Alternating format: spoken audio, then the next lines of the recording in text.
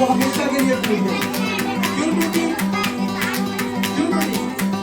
क्योंकि आदम और हवा ने गुनाह किया, नाफरमानी की। ठीक है?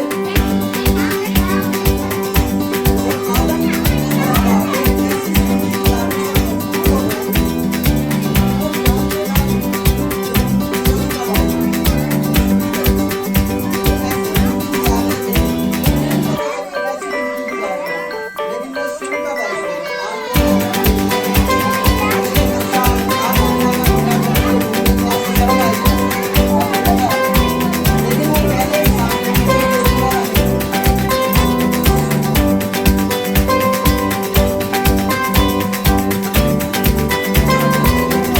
Hello friends,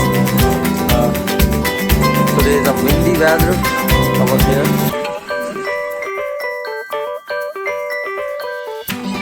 जगानियत थी वो हमेशा के लिए टूट गई। आपको पता है बेटा जगानियत क्या होती है? प्यार। जैसे आपके अब्बू आपसे प्यार करते हैं, वैसे ही हमारे ईश्वर